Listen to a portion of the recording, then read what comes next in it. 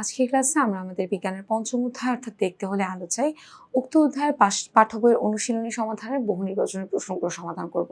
আমাদের প্রথম বহু নির্বাচনী প্রশ্নতে বলা হচ্ছে স্বাভাবিক বয়স্ক লোকের চোখে স্পষ্ট দৃষ্টির ন্যূনতম দূরত্ব কত। তাহলে আমরা জানি একজন লোকের স্পষ্ট দৃষ্টির ন্যূনতম দূরত্ব হয় 25 সেন্টিমিটার, শিশুদের ক্ষেত্রে সেটা হয় 5 সেন্টিমিটার। আমাদের দ্বিতীয় প্রশ্নে বলছে উত্তর লেন্সের ক্ষেত্রে প্রযোজ্য মানে কি। উত্তর লেন্স বলতে অ্যাকচুয়ালি আমরা কি বুঝি, যারা আসলে কাছে জিনিস দেখতে পায় না বাট দূরের জিনিস দেখতে পায়।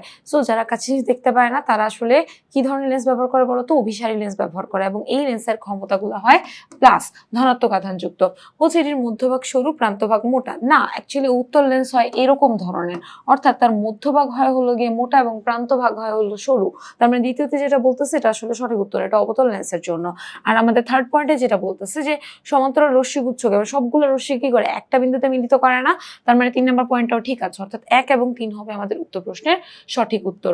পরবর্তীটায় চলে যাব। পরবর্তী কোয়েশ্চেন এমসিকিউটা দেখতে পাচ্ছি আমাদের উদ্দীপক বেস কোয়েশ্চেন। আমাদের এখানে বলা হচ্ছে নিচের উদ্দীপকটি পড়ে 3 এবং 4 নম্বর প্রশ্নের উত্তর দাও। তাহলে এখানে আমরা একটা চিত্র দেখতে পাচ্ছি, যেই চিত্রতে আমরা দেখতে পাচ্ছি যে আমাদের আসলে এখানে একটা ত্রুটি দেখানো হয়েছে। আমাদের তৃতীয় প্রশ্নটাতে এখানে এটাই বলেছে যে এই ধরনের ত্রুটিকে কি ত্রুটি বলা হয়। এই ধরনের ত্রুটিকে বেসিক্যালি বলা হয় রস্য দৃষ্টি। কেন বলতো, তার হলো গিয়ে সে কাছের জিনিসগুলা ঠিকঠাক মতো দেখতে পারতেছে বাট সে দূরের জিনিসগুলা হলো গিয়ে যে দেখতে পারে না, তখন তার ফোকাস নষ্ট হয়ে যায়। সো এই ধরনের ত্রুটিকে রস্য দৃষ্টি বলা হয়।